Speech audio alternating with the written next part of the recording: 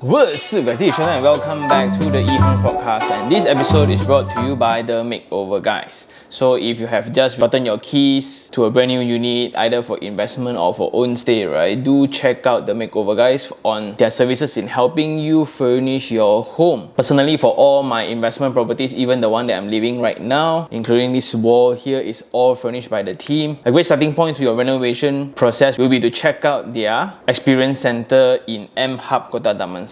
Link down below. And today we will read an email from JR. Dear iherng, I've been a long time viewer of your YouTube channel for several years, but I never seriously considered buying a property until now. I've got married young and I am now 44 years old. My kids, who are in their 20s, are either working or in college. When my kids were growing up, I was constantly firefighting financially, leaving little to no room for savings or investments. My focus was entirely on providing for them, and I had a different approach to parenting, which I prioritized experiences and travel over traditional financial security.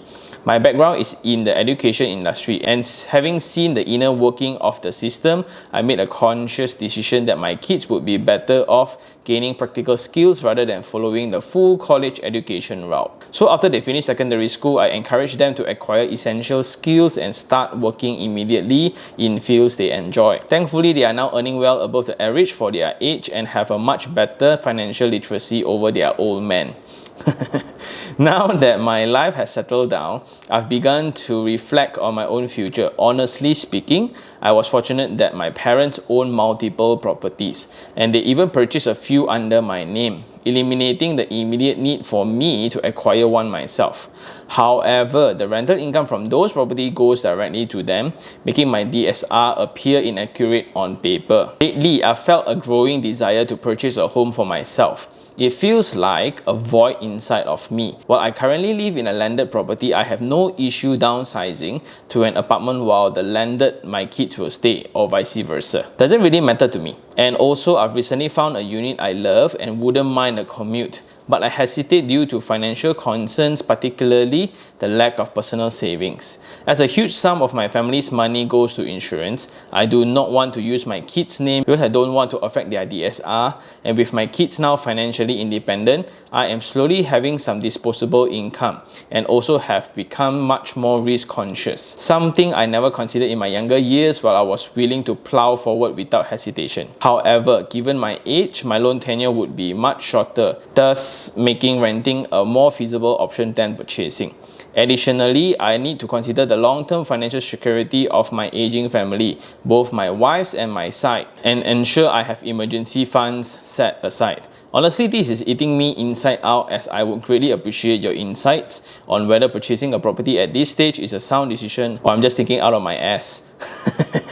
Looking forward to your thoughts. PS, we are just salaried workers, not big boss or anything like that. My annual income is about 140,000 including allowances, bonus, dividend, and my wife's float around the same as mine too. So in total, it's about 280,000. Okay, so JR, thank you very much for writing in. I really appreciate it. And a few things like number one, right? You are only 44. We are very close actually. We are not that far off, but you have children that are in their 20s working or in college already. So voila. Wow. Imagine when you are 45, when I'm 45, my kid would be So I think the whole email here is whether is it right to buy a property now when things are kind of sorted out already lah. But a few things to mention here. Number one, why I encourage a lot of youngsters to start investing early is because when you start having families, the entire mindset shift one. Like when I was younger, 90% of my income all goes to housing installment, their rectification work or whatsoever, right? So I will prioritize my investment first, then only my living and expenses. By the time it was okay for me to just skip meals just to save money, right? But now, after having a kid, right, it's impossible to allow my family to skip meals. It's impossible. By having them eating a discounted price kind of meal, also you feel kind of bad already. And here I kind of have this observation where state dictates the intent, dictates the strategy. State intent strategy. Like for the intent part, we kind of know it's either for own stay, or is it for investment, or is it for showing off, right? So that's the intent. And that will dictate the strategies moving forward on which kind of properties to buy. Is it landed, high rise, long term, short term, and things like that. But one level higher will be the state. State here means what is your living condition right now, like your age, your income, your family condition, your financial condition, and things like that. So here then it's very, very clear. Like you got married very, very early, and you have kids very, very early as well. So now just for discussion, right, which one would you prefer? You want to put more money within the children's education and experience, like traveling and things like that, or you want to put into investment so that when they grow up, they don't have to worry as much, so they can pursue what they want as well. Technically, it's not so much of the plan, but the person executing the plan. In my case, just for discussion's sake, right, because I think a lot of young fathers are also listening to this channel, right, technically the children wouldn't know whether are they going to Tokyo or are they going to Korea. To them it's the same. Or is it Bali or Penang? It feels the same to a certain extent, so it depends on what age also. But personally, I'm a little bit more greedy. I want both. So the difference here will be the income format. If you're in a position where income is stagnant, meaning you have constant income throughout the year, then by working harder or not working, you take leave, right, the same amount, then you should use that to your advantage. But if you're compensated based on your work performance all the time, then I would suggest to work harder when you are younger. So I can have both investment sorted out, also the education and experience part. But at this stage, right, the only depleting thing will be your energy and stamina. However, in your situation, right, you are exactly the opposite of what your parents are doing. Your parents have a lot of investment, including using your name. So now technically you have investment ongoing, right? But here, something to highlight to all the audiences as well. How we play this game, right, is when I buy a property where the rental can cover installment, right? In order to declare this rent collected as income, I will need several things. Number one, the tenancy agreement that is stamped. A stamped tenancy agreement. The second thing will be the bank statement to prove that money is deposited into the account up to 6 months time, then only they can recognize it as an income. Then the third thing will be the S&P to ensure that you are the legitimate owner of the property. As that being said, the final things will be the name on the S&P, and the account name needs to be tallied. It means the property name may be A and B, for example husband and wife, right, and the rental deposited into the account, let's say it's 2,000 ringgit, right? If A wants to buy a property and they want to declare this rent as income, right, they will only calculate half of it, because technically this house belongs to both parties. So technically A and B will be sharing the revenue of the rental income. So when you buy property, suddenly, hey, why I cannot get the loan one because of this lah. Then some mistake is also when the tenancy agreement's name don't tally with the S&P name. They thought that, oh, I can just have that declared under a certain name and the tenant will pay the different party. No, it doesn't work as well. So just some minor details here to kind of fix. One thing that you can somewhat change to qualify for a higher loan in your position is get the tenants to bank into your account before you transfer back to your parents. And this is also a very, very awkward discussion. Like when parents buy property under your name, right? Who should own the property? First of all, what a lucky conversation to have when parents buy properties under the children's name. But it's going to be a problem if the children, like yourself, JR, wants to buy their own and they are stuck with 70% loan. Because the first 2 slots of 90%, the parents already used their name to buy already, and they are keeping the investment, they are making money of it. And technically, right, by right, the rental collected needs to be under your income statement. So your 140,000, right, should plus the rental collection amount from those property. So technically you are in a very different tax bracket. But you know, Malaysia are still a little bit loose on this one. Again, until you want to buy a new property, suddenly you need all this income to support your loan application, then it becomes an issue. And things get even more complicated when you have siblings. So if I buy under children's A name, and when the parents pass away, how do you then distribute between children A, B, and C, right? Because it's under A's name. So parents who are property investors, right, do think about this, because the last thing we want is when we pass down our money on our property, right, the last thing is we want our children A, B, C to fight over it. Once you're dead, the entire family dynamic hancur berkecai because of one single property. And it's not that they don't have money, it's just that it's not fair. So please get your will or your trust sorted out as soon as possible. And that's something that I strongly encourage as well. All parents should really think about this, like your legacy, right? All the money, how are you distributing? Back to JR's case. So now kids are all independent already, and you think that you want your own house. And the house that you're in love right now requires certain level of commute, but you're fine with it. But you worry that after you buy, it will be eating into your savings account and things like that. Option 1. Why don't you just fall back to your initial stand on children education in not providing them anything? So you have provided everything during their teens in experience and learning. So now since they can afford already, why must you give them the landed house? I think it's time that they can rent their own house, they can buy their own property, and if they need some form of support, right? So a usual thing that parents do is they will just pay the down payment, maybe a 10% of it, and the rest you gao dim yourself. Takkan I still want to buy the property so you can raise a family, meh? So for this property that you're looking at, personally I think it's all good provided the property can comply to several criteria. Number 1, the 85% rule. 85% rule here means the current rent of the property can cover more than 85% of your monthly installment. I understand that because your age here 45, you can maximum take up to 28 more years or 25, depending on which bank lah. Because some is up to 65, some is up to 70 years old. So let's say your monthly installment is about 4,000 ringgit, and if the rent there can cover around 85% of it, right? So that kind of protects your exit strategy later, because now you feel like you need a new property, right?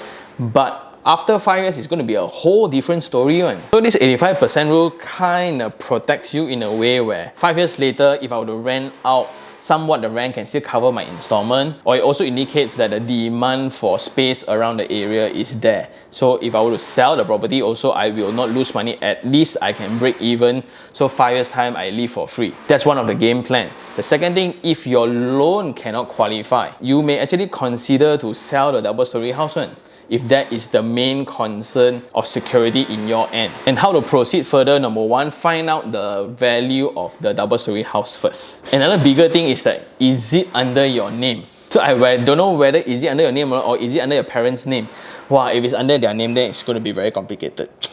So if you sell, right, whose money is it? They may argue that you stayed rent-free for so long. Wow, yeah, so that one I'm not too sure because there's no context on it, but let's assume it's yours lah. If yours, look at it at how much is it and how much you still owe the bank. Then the second thing is to find out your loan eligibility. Now you have 120,000 income, which is about 10,000 a month, so 1/3 of it. So about 3,500 to 4,000 can be used for your housing loan. So it means your loan eligibility, rough calculation, is about 1 to 1.2 million ringgit. So if you want to combine with your wife, then you can go higher lah. Well, that's just rough calculation, and if you just look at the property that you want to buy, is it within that range? So that's the first option, which is to buy, right? To buy, there's a few tweaks that you need to do. First, talk to your kids about it, right? Go get your own house. Daddy needs the house, right? It's daddy's turns to enjoy. You all go fly kite, go do your own thing.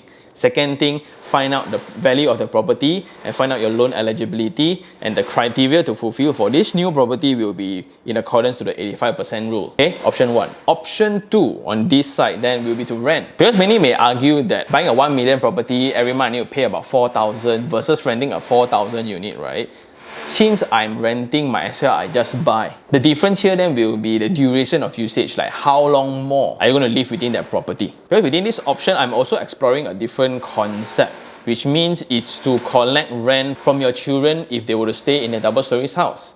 And there's this fabulous concept that I saw online, shared by one of the parents. Since they're staying at home, once they start earning money, right, the problem of a lot of urban kids that is living within a parent in the urban setting, they cannot get themselves to invest in properties because they don't understand why would people rent. They have never rent a room for their entire life, right? So this is one concept where you start collecting all the rent from them. Let's say maybe 500 or 800 a month. 1 year is about 9,600, right? So 2 years down the road, you already have somewhat a very handsome amount for the down payment of their property already. Even if not the down payment, because now properties, you don't really need down payment for new ones, right? There will be a good amount for renovation later when they get the house. So I think this is a very cool idea, provided you don't need the money lah.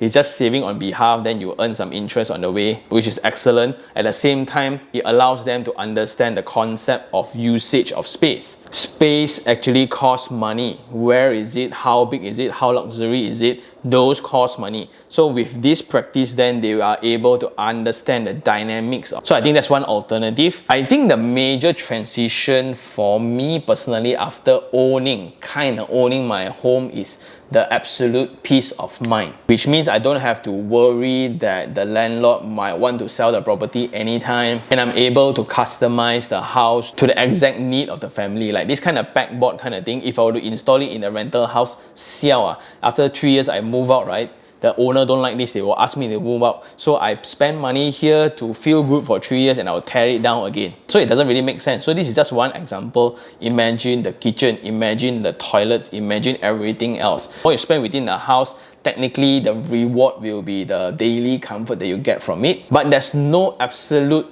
clause to protect you from it. Once the landlord wants the property back, within the tenancy agreement says that they will refund you everything, right? Refund also, if 1 month rental is 4,000 for example, I'll just return you 6 months. If you stay for half a year, give you back, I'll sell the house with 300,000 profit.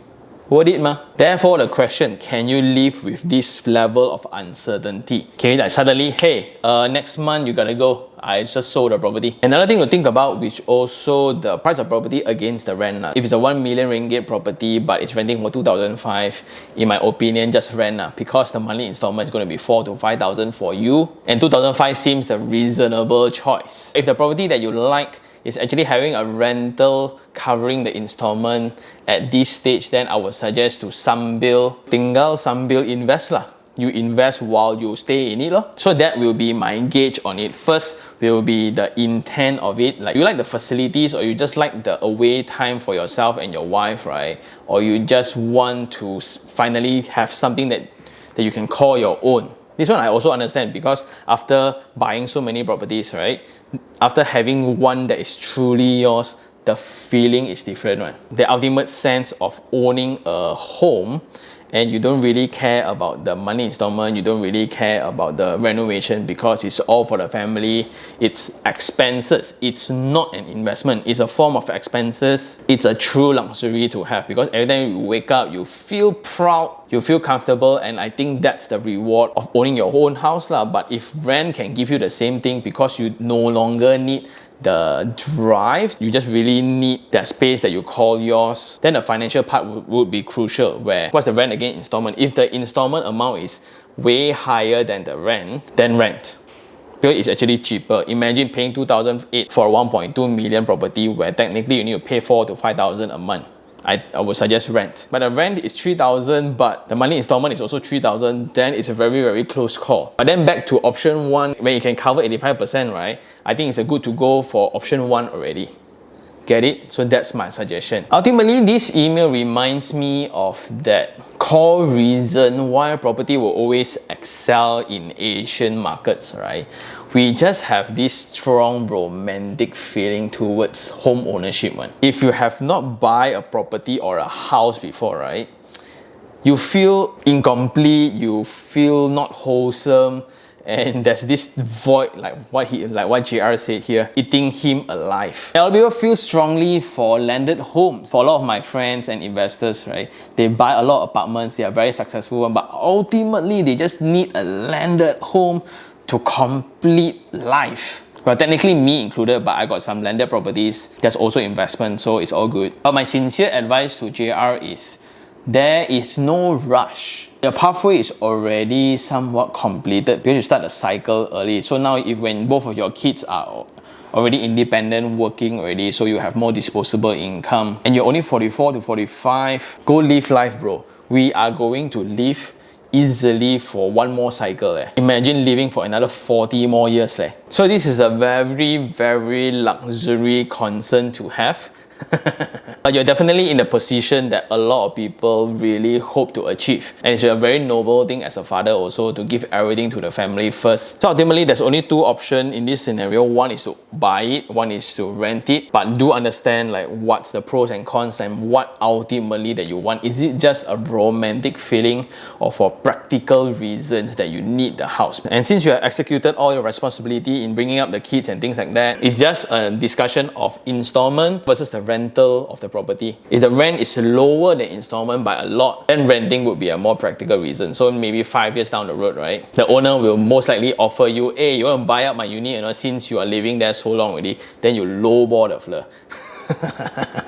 Then if the rent is way higher than the installment, buy the property, right? Buy it, you live within 5 years later, then you can always move to a new one, and this is already your investment unit as per se. And when it's almost the same or 85% lower than your installment, I think it's still a good buy to move, to go ahead, provided you can afford it.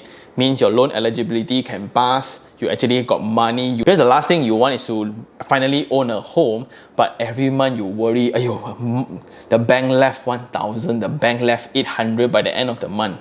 Kanchiong or cannot. As long as you are not in those kind of situations, then I'm all good. But after going through the entire home ownership process myself, that is something that I hope on the people who have fulfilled your duty. And I guess that's all for this episode. Thank you very much, JR, for writing in. Well, I don't know how you did it lah. Anyway, for those who still have any questions regarding real estate, do just email me at taniherng@gmail.com, or you can just DM me on Instagram, iherng, and I will see you guys on the next one. Ciao. When love comes in